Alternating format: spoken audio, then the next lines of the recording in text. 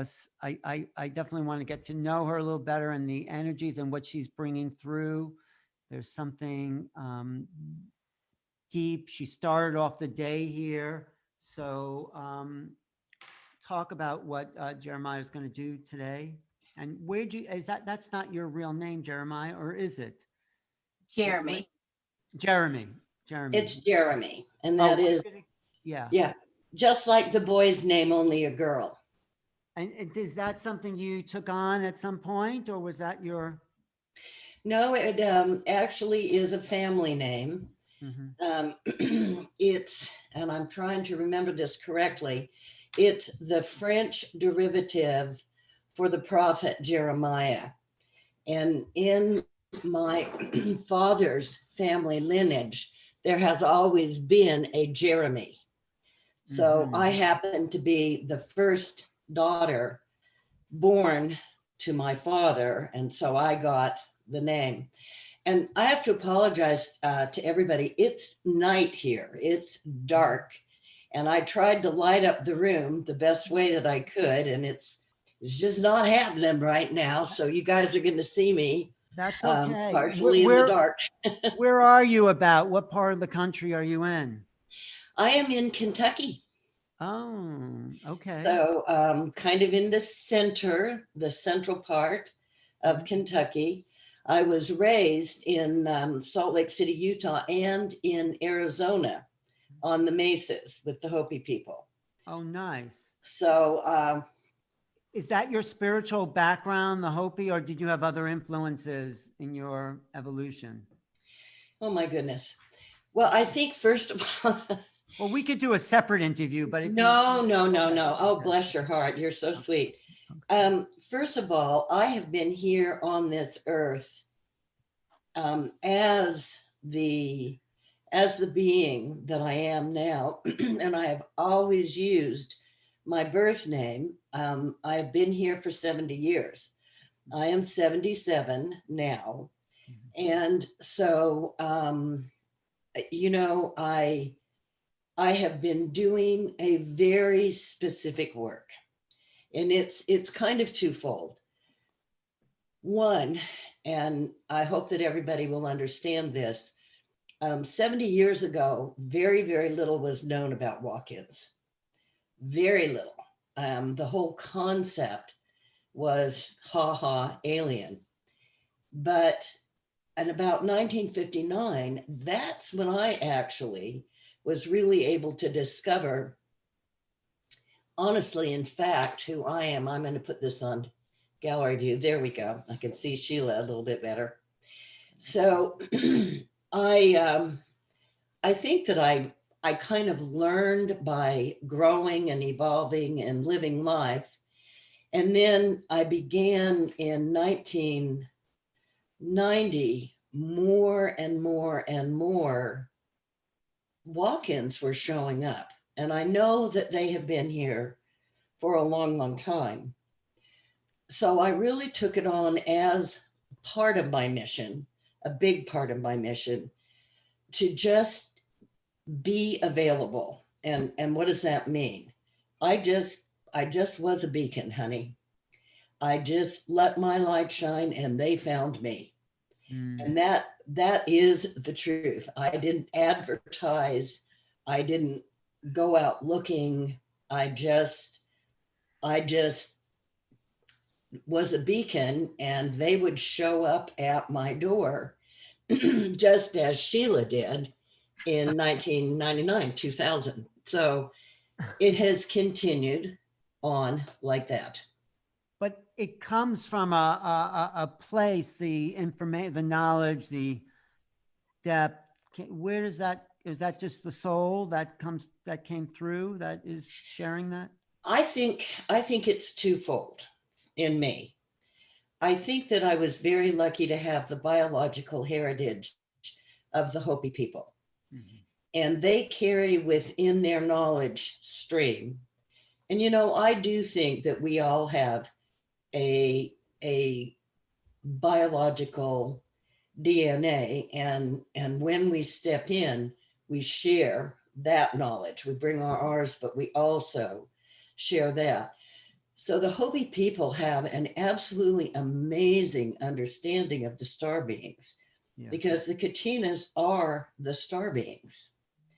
So I had this hidden knowledge, I think, that I knew there weren't any books written, there wasn't anybody out there to tell me, but being a part of this culture, and they recognized me as a child. Right. They have a totally different way of seeing, and they recognized something inside of me as a child, and they really nurtured that. So I was very, very lucky. And I do believe it's twofold. It's the aspect soul that I came in with, and this biological memory. Great. Well, I think you have a presentation here, right?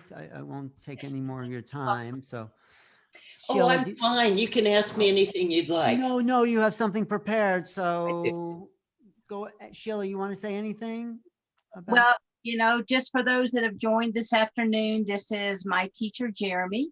And I guess I've been apprenticing her for years and years. And she really saved my life. She helped me to integrate as a walk-in, to understand the insanity that I was going through. Kept me breathing, but that's why one of the reasons we wanted to do this conference for you guys, so that you can find your community, and we hope to start developing that community here with this weekend. So I love you, Jeremie, and I'm going to turn it over to you. Okay. Since I'm the last speaker today, and I feel really honored to hold that place, there is something that has meant such a great deal to me over the course of my life and my work.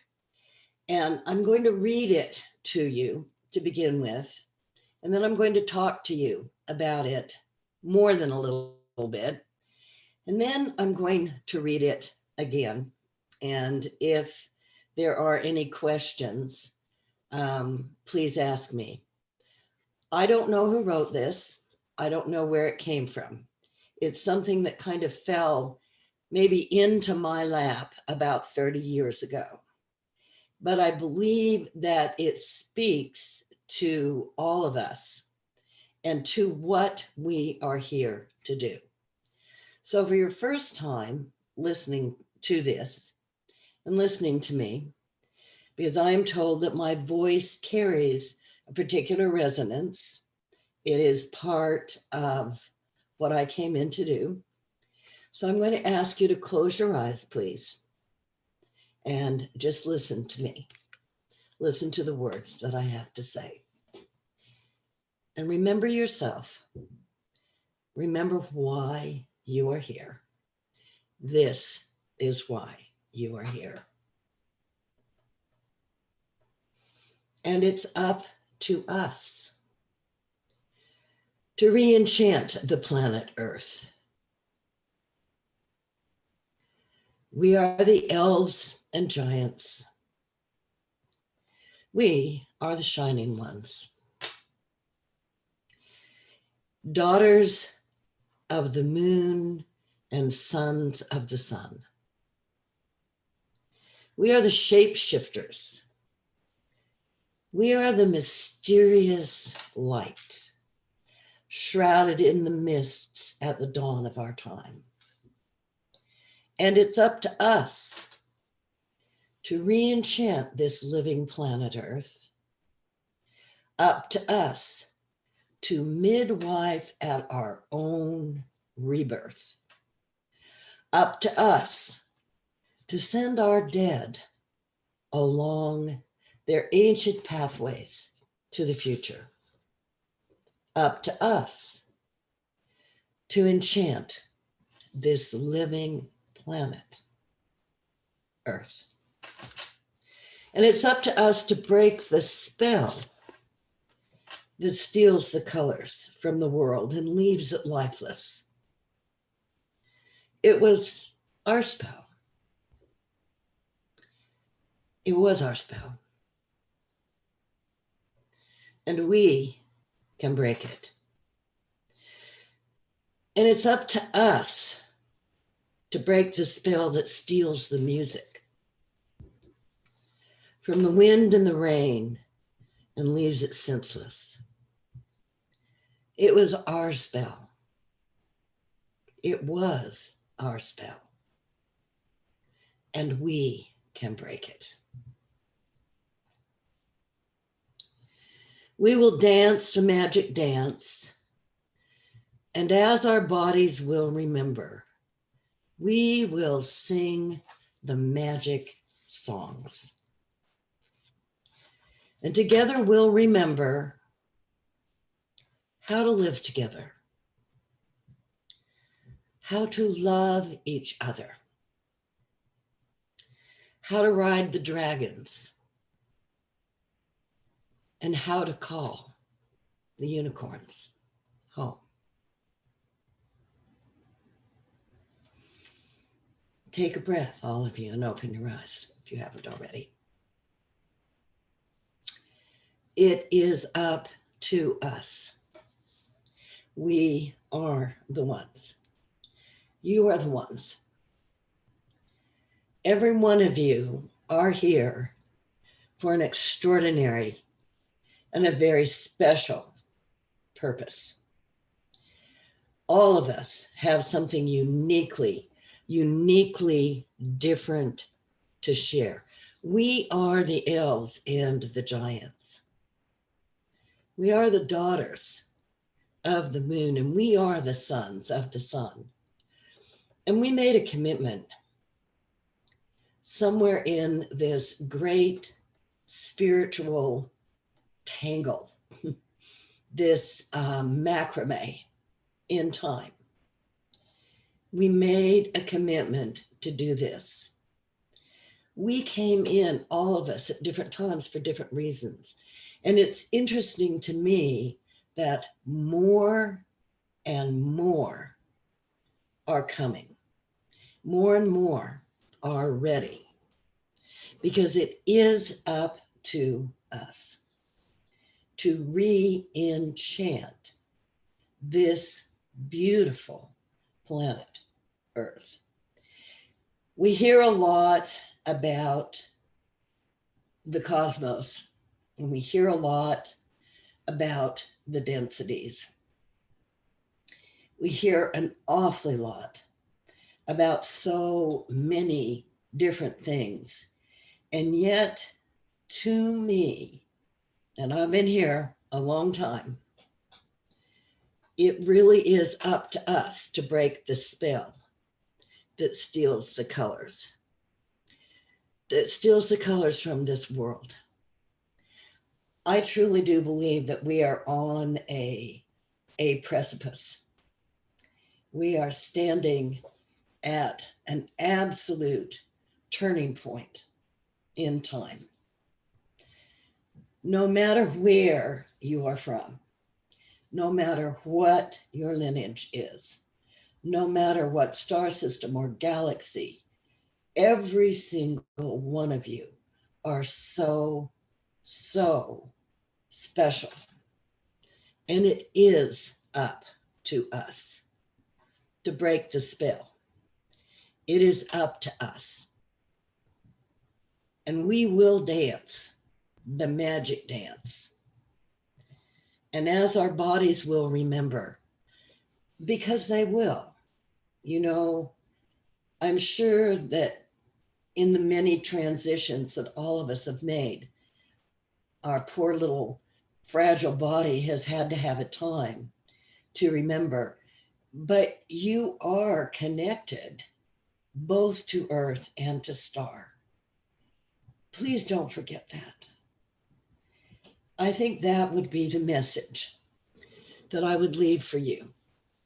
I'm not going to take very long tonight because it is nighttime and because I have been teaching all day and because I'm old.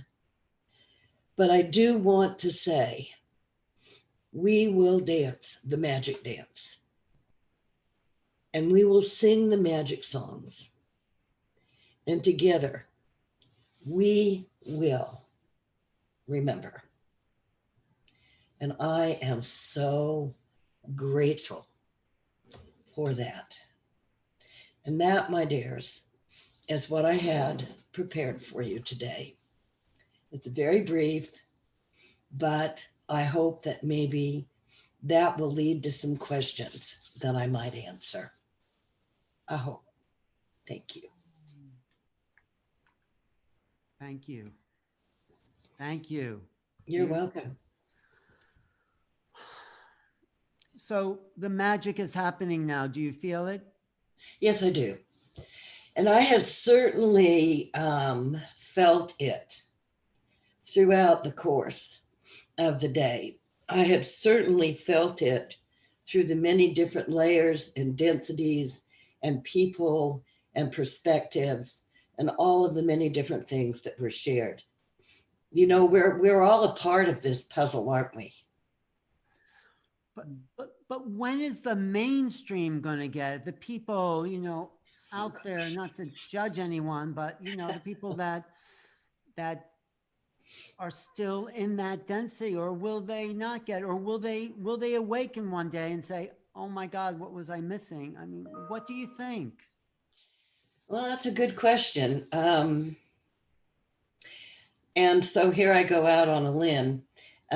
Sheila made my husband, I'm a widow now, but she made my husband a promise before he died, and that was that she would publish his book. And in his book, there are these answers. And one of the things that he said was that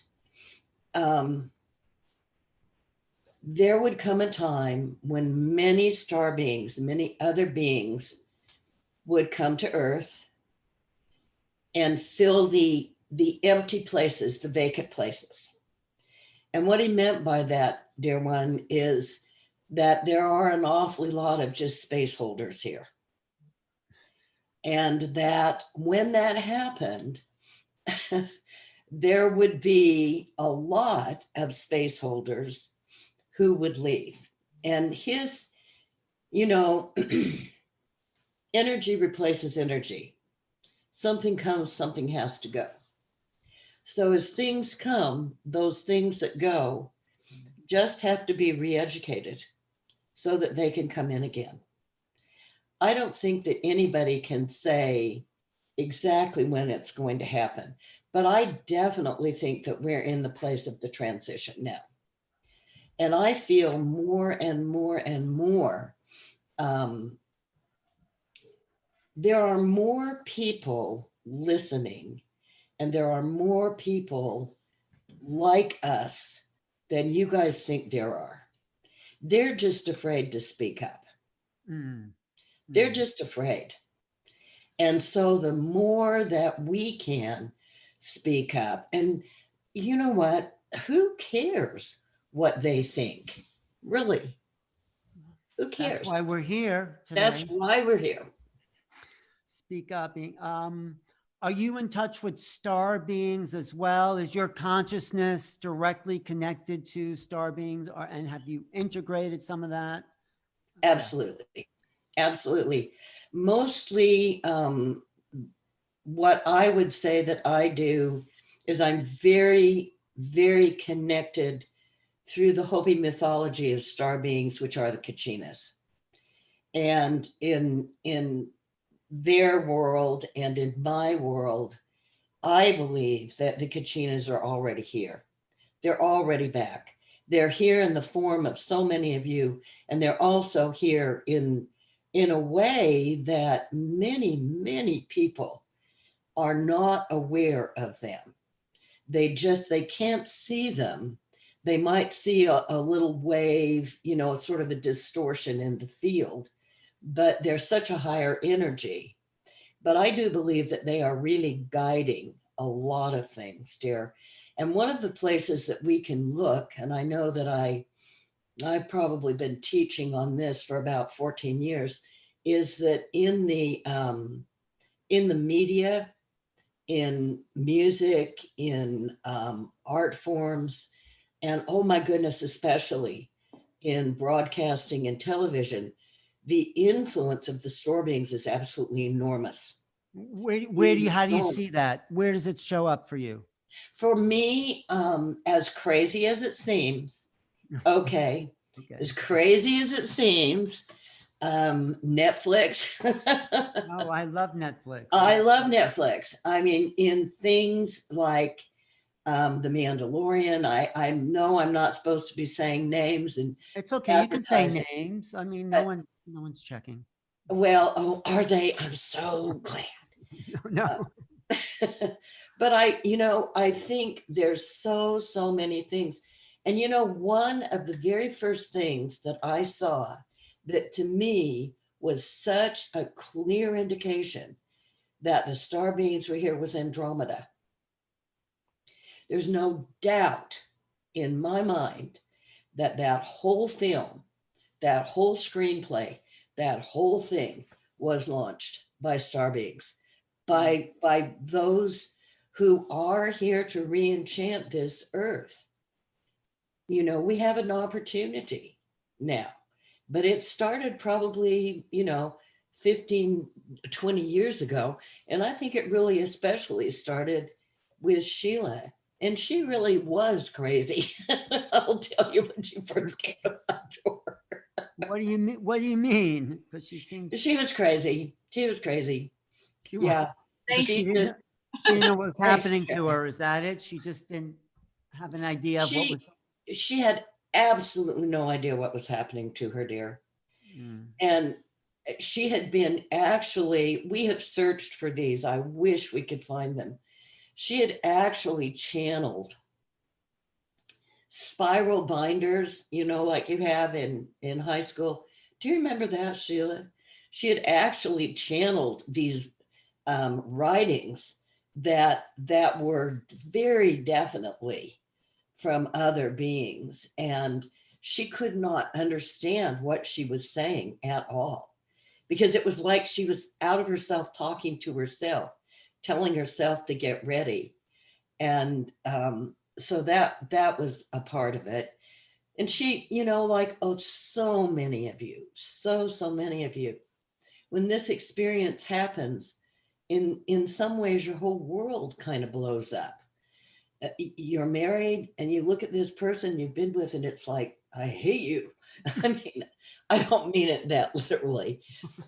I got a little sense of humor here that you're all going to have to get used to. No, I love a sense of humor. But you just and you don't understand why, and you don't understand what to do with that. And all of a sudden you get these what I could only define as maybe really crazy callings. Like, I really need to go outside and talk to that tree. And you're in the middle of a dinner party that you're giving for 20 people, but you got to go talk to that tree right now. And everybody just looks at you like you are crazy. Yes, you are crazy for a while. So, we have so much to learn from each other, dear. It seems like more people, as we go into nature, are opening up their minds to trees and birds, flowers. Are they coming more online, or has they always been there and we've just not been aware of it? I think they're coming online too, dear. Right. I really do.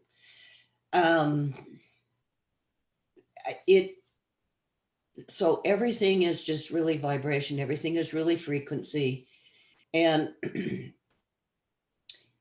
these sacred others, which is what I call the trees and the plants and the four-leggeds and the winged ones, they are sacred others. The longer that they have been connected to the earth, a tree has roots that go down in the earth. The more information they get from her, and the more information she gives them about being, I kind of hate to use the word uploaded or upgraded, but that's exactly what's happening. Mm. And so I think they are coming online as well. But the earth itself as a being, talk about that earth ascending people used to talk about, and the consciousness is also going fourth or fifth dimension. Yes. Yes. So how is that? How do we recognize that? How do we tap into that? I think that is a brilliant question. And this is something that everyone, gosh, I don't like to should people. I would love it if everyone could have the opportunity to do this. Look at light. Look at light. Look at the morning light. Look at the evening light. Look at starlight. Light on this planet is changing. There's a different density to it. There's a different kind of luminosity to it. Listen to the songs in the night. In the morning, first thing in the morning, right before the sun comes up, the birds sing. And if you can get up early enough, listen to the bird song. It's changing. And so everything is beginning to sound different. Everything begins to look different. And I'm sure that there are people in the audience who really will understand this. It's like you catch a fleeting movement on the Right. What is that? A little light or something. Yeah. Something just happened over there. And then you're just really baffled, because in the moment that you turn your head, you've kind of lost the shift. And so don't turn your head. Just look, turn your eyes, not your head. But be very, very aware. Be aware of plants. I'm touching one of my favorite plants right here that I wish everybody could see. Because they are talking to us too. Right. They are. Everybody talks, they feel like the seasons are changing and that time is different. Yes. Yes. Don't you feel that time is different? Well, I just read an article that the spin of the earth is increasing. Mm-hmm. And not just that, but the frequency of time, what we know as time. I mean, it's being modified somehow in consciousness, and also parallel timelines are being seen now. And that's kind of this movement over here. I don't consider myself a scientist. I'm really not. So I certainly could not explain this academically, but my understanding or my feeling really is that time is just kind of layered, and that all of the layers of time are operating at the same time. And so if we can be still, the trick is if we can be still enough, then we can sort of feel our way in through those dimensions.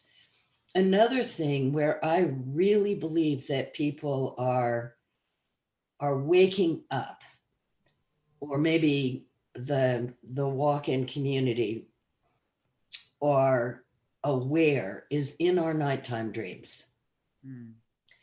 Our dream world is so full and so fascinating And we are all getting a tremendous, tremendous amount of energy from our dreams.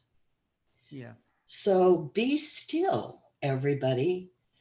You know, don't speed up, slow down, pay attention to light. And you know, one of the things that I learned in medicine work, I don't use the word shaman. I think it's kind of an abused word, and I won't go into that. But what I learned in medicine work is it is as important to pay attention to what should not be there. Yes. As it is to pay attention to what should be there. And we are often taught to pay attention to what should be there. So we forget to look when something's different than the way that it usually is. So those are ways that I think that we're being taught now. Yeah, I think dreams are key at this point. I just Absolutely. interviewed a guy named Sergio Magana who talks about the time of the sixth sun. This is part of the Toltec prophecies. Yes. And he says, this is a night sun. This is a sun vibrationally will direct us inward, where the realities of the dreams become more real in a sense than the exterior world. I think in some of our nighttime dreams, and I do know in mine, that in the dream, I will ask myself, am I dreaming? Or am I really dreaming? Right. Or is this the dream, right? Is this the dream? I really don't know. And yet I find that my nighttime dreams teach me so much, and really all of the answers or the majority of the answers that I receive to questions that I pose come to me in dreams. It's really interesting. So yeah, I think the nighttime dream is important. Well, also the ETs, I've had lots of ET visitations, but in dream states, they function in a realm that's not of this 3D world. And when people pass over as well, it's another way that we can access them through the physical. Yes. Physical. Yes. You know, and this is something that that I think is so important. Earth, our bodies are physical. And as absolutely wonderful as they are wonderful. And I am so grateful for my physical body. They also are very dense, and they slow us down, and they ache, and they get in the way. And so as wonderful as it is to actually be incarnate, to be in a body, I think that for some walk-ins, that's extremely, extremely difficult. They're not used to the senses, the sensory perception, and they're overwhelmed by it. It's like sound is too loud. Movement is too fast or not fast enough. So there is so in the dreaming world, in the nighttime world, you're not tethered to this physical body. You're much more free to go out. We have to integrate that. We have to integrate those two consciousness, because the body is also ascending as earth bodies. Yes. So how do you become more conscious in your dreams? Somebody asked, and how do we start this integration? Well, there's a whole, wow. I teach about dreaming all the time. Okay. That's a huge subject. Okay. Massive. We'll do a course on Portal to Ascension about that then. Okay. You know, the one thing that I think makes a difference and makes such a big difference is when you sort of speak to yourself or speak to your higher self. And you know, everybody has their own language, they have their own word, but when you speak to that ascended self and you say, I want to remember my dreams. Mhm. Now, doggone it, you are a part of me. You listen to me. Right. You pay attention. I want to remember my dreams. You know, our you know, higher self, our ascended self gets in here and it's like, woohoo, Disneyland, let's go on a ride. And yet you have got to go, wait a minute, I'm putting you in a chokehold here. I want you to teach me. I want to remember my dreams. I want to remember the lessons that you give me. Well, you know, I studied with some Aboriginal elders in Australia, and they said dream time is their religion. And Absolutely. they told me, you know, you're in dream time when you're, you know, sort of going to sleep, but there's something else that comes into your consciousness that's not normally there. Right. And then you've entered the dream time. It's like you get this idea. And the only way that I can explain it, and I use this all the time for my students, something just drops in and it's there. And you ask yourself, well, I find myself a lot of the time saying, who said that? Who did that? Whose idea is that? You know, because we are constantly getting this kind of information. Yeah. And we just have to realize when that happens, honestly, I promise all of you, you can push a pause button. You can just say, wait, pause. Who said that? Where did that come from? I'm going to write that down because I need to have that information. And oh, I love that. Dream time is their religion. Yeah. Dreams are more important than gold. If you can dream, you can bring forth any future that you want. Yeah. And what you're saying is also becoming more lucid. Be lucid, because and I feel lucidity will also help us interface with the ETs on a much more conscious level. Yes, absolutely. First, the first thing is to acknowledge, I know you're there. I know you're there. And the second thing is to love. I know you're there and I love you. And I know you're there to guide me, and I will be aware of that. I will be awake. You know, you hear the old ones say all the time, are you asleep or are you awake? And awake is being lucid in your dream time. And also trusting your feelings. If you feel something there, it's not just some psychological, you know.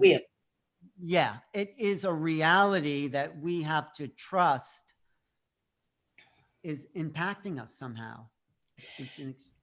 Yeah, and if you don't show honor and respect for these feelings, these energies, they will go away. It's truly like, and I'm certainly not equating these energies to a child, but as a mother, I know that when my children wanted my attention, they would just get right around me. You know, sometimes they didn't even say anything. They just, you know, it's like, what are you to get off me? You know, but, and then if I didn't pay attention to them, they would just kind of slowly float away. Right. And I feel that that's in many ways the same thing that happens in our spirit life. Is spirit is around us all the time going, what do you want? What do you want? What do you want? Just tell me what you want and I'll give it to you. Well, And if we don't pay attention, they can't give it to us. well, I was a good friend of mine, an old girlfriend, just had passed over, and I was there with her, not at the very end, but then I went back to right where she was, and I could feel that presence. She was all around me. It was not a physical touch, but there was some level of embrace. And right after she had died, she was right there. It slowly started to dissipate, but I just sat by that bed and tried to take as much of her in as I could. And There's a wonderful, wonderful word, and I use it all the time. The feeling is visceral. that's wrong. Yes. It just kind of moves through. It's not solid, you know, you just, Yes. you move through it, and it's, you cannot deny that something is there. Exactly. And it's when people are just moving too quickly and they are not paying attention, they are not awake, that they really they miss this movement. It's a very slight movement of things. You know also what I get about you, Jeremiah, is just sitting with you without even talking. There's a lot of communication in that subtle way, even more so probably. Ask Sheila. Is that true, Sheila? Wait, unmute yourself. Yes, it is. Yes, it is. In what way? Because I get that sense of just sitting together. When I was still in Kentucky and I had the opportunity to physically study with Jeremie, if I was having a horrible day and I walked into the office after she was like, honey, sit down, close your eyes and breathe. You know, after I started breathing, then there's this calmness that started to flow through me. Yes.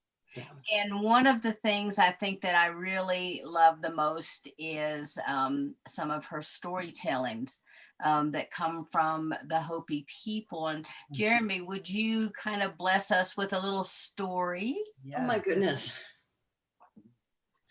Okay, this is one of my little teaching stories, and I use this all the time, and I use it now. So, because I think it's very applicable to the time that we are in now. So, once upon a time, a long time ago, there was a rabbit. And he was a beautiful, beautiful rabbit. He had long, silky ears, really nice, fluffy fur. And he was not happy. He wanted to be a squirrel. Because squirrels could climb trees and they could jump from tree to tree. And Bunny Rabbit knew that somewhere there had to be the high priestess of squirrels, or the high priest of squirrels, or the high medicine person of squirrels, and that this squirrel could grant him his wish of being a squirrel. And so Rabbit went looking in the forest. He did. He went looking day and night and day and night. And you know what? He came upon a glowing tree in the middle of the forest, in the middle of the night, and he'd never seen it before. And it had this beautiful, shining, arched door and stained glass windows. Yeah, it did. It really, truly did. And Bunny Rabbit went, this has got to be the place. And sure enough, over the top of the door, one magnificent squirrel lives here, over the door. So Bunny Rabbit goes up to the door and he thumps on the door. And sure enough, out comes the high priest of squirrels. And he is dressed in glittering silver and gold, and he has on a crown, and he has a magic wand. And Bunny Rabbit is so excited. And he says, I really, really, really, really, really want to be a squirrel. I want to be a squirrel more than anything in the world. I hate being a rabbit, and I've searched for you forever, ever, ever. And the squirrel looks at him and he says, well, not everybody can be a squirrel. No, but what are you going to give me? You know, in order to get something, you have to give something. What are you going to give me? Bunny Rabbit says, tail. I have a really nice fluffy tail. Squirrel turns around and looks at his tail. He says, you ain't got nothing on tails, buddy. Look at this tail. I don't want your tail. I've got a perfectly good tail. So Bunny Rabbit thinks for a minute. He looks around. He's hop. I can give you my hop. I'll give it to you. And the squirrel says, well, yeah. I could use a hop. I don't hop. I run, and I can get a running hopping jump on the trees. That's good. I'll take your hop. And all of a sudden, Bunny Rabbit looked down at himself, and he tried to hop, and he couldn't. But he further looked down at himself, and he wasn't a squirrel. And he further looked up at the squirrel, and the squirrel wasn't a squirrel. The squirrel was a great big black snake.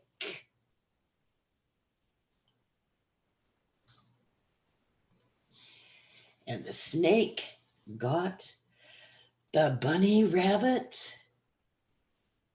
and said, you know, I really get a lot of them that way. They want to believe something so much that they believe it's true, even when it's not. That was a yummy bunny. Oh. So many of the teachings, Wow. many of the teachings that I give are based on the stories, honey. I'm a storyteller. And that's what I think is the medicine that I have brought. A lot of the stories I just make up. I can't remember. But, you know, really, when you think about it, how often we are fooled by our own imagination. But what's the difference between imagination and also the thing you read in the beginning, which I hope you read again, where you talk about what's well, I love imagination. I think imagination is absolutely wonderful. Mm-hmm. But one of the other things that I teach my students, and that is as follows. It is not enough to see. You must see what is true. And don't be what you're not, right? Don't pretend. Oh, yes. It's called original medicine, honey. Do not try to be anything that you are not.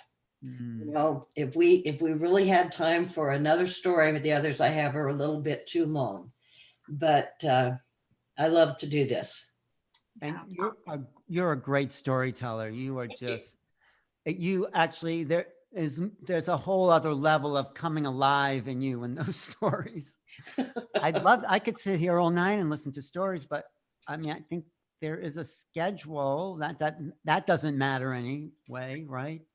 Whose idea was anyway? I would really like to read what I started with Yes. again. And then Sheila, are we going to take just a little break and then come back together? Because I'll need to take a break for just a minute. No, Sure. we're going to take a break after you finish, and we'll all come back. Okay. Well, let's have everybody close their eyes again, please. All right.